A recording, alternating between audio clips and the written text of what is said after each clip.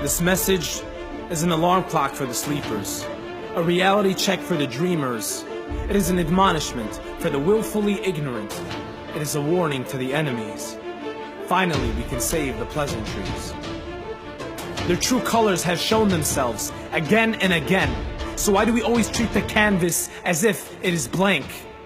The brush of these terrorists and their masters has wielded too much blood to paint. A picture of Islam that shows the world nothing but destruction, death, and hate. Calling them Muslims is a disgrace. Calling them human is a mistake. Calling them devils undercompensates. Calling them allies, well, I guess our governments will compromise. Even though they might appear to be against terrorism at first glance, read between the lines to know their true stance.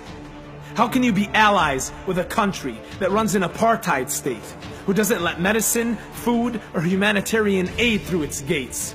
How can you put a country that beheaded hundreds on a human rights council? I guess it's easy when you use your government agents and Colin Powell to lie about weapons that let you go to war with Iraq, where over 1 million dead bodies are stacked. When you fire phosphorus and depleted uranium. When you fund the very terror groups that bombed France outside their stadium. And speaking of France, they sold billions of dollars in weapons to the Saudis only days after the attacks. So you tell me, who is the enemy and who is the friend? Who is sincere and who's playing pretend? Why is Israel the only country ISIS has left unscathed? Why were their fighters allowed through their barricades to be treated in Israeli hospitals as Netanyahu by their bedside stayed? Why, when Gaza was burned to the ground, not a stone was thrown Tel Aviv's way?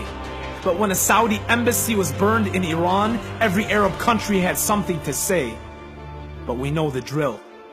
We are the Shia of Ali. We know what it's like to prefer the truth over money.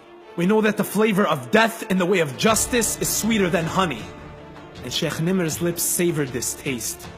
Instead of feeling fear or pain, as the sword cut his neck like his master Hussein, he was victorious. And no Zionist, Anglo-American, Saudi criminals can change the status of our leaders to anything but glorious.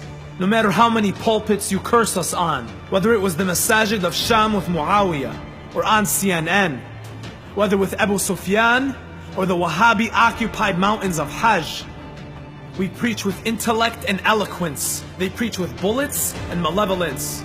We speak with truth and sincerity. They thrive on false propaganda and global terror threats, even though they have manufactured them. But let them know that truth will prevail and falsehood will perish, that the righteous will be victorious and criminals will vanish. O Muslims of Muhammad, do not let another soul accuse you. Do not apologize for your faith. You are on the path of truth, no matter what they say. We are not arrogant and we are not unjust. We discuss, have dialogue, read, share ideas, laugh, smile, and love. But only with the true and honest ones. But those who play games, who claim to free the world they currently enslave, I ask them to remember our names. We're Sheikh Nimr of Hijaz. We're Sheikh Zakzaki of Nigeria. We're Sheikh Muhammad Bouti of Syria. We're Muhammad Baqir al-Sadr of Iraq. We're Musa al-Sadr of Lebanon. We're Mutahhari of Iran. We're the Muslims of Muhammad. We're the lions of Ali. We are the progeny of Fatima. We are the redeemers of Hassan. We are the companions of Hussein. But this time, the result won't be the same. For what happened to him won't be repeated. O people of the world, know you have been cheated. The politicians with suits and ties are the ones responsible for the terrorists claiming our demise.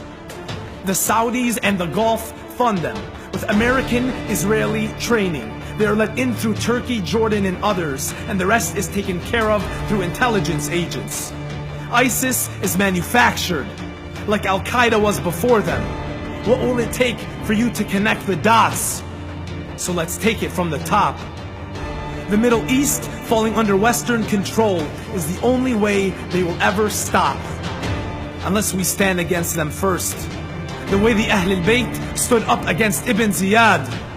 And no unshakable are those who put their trust in God.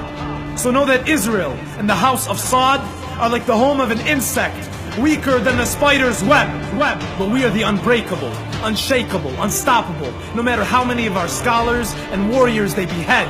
Our mother watched them do this to her brother Hussein as he fell dead, and she taught us to never fear you, or anyone else. Through the words to Yazid she said, we only submit to the Lord who revealed his book on the soul of her grandfather Muhammad, and you will never intimidate the children of Sayyida Zainab.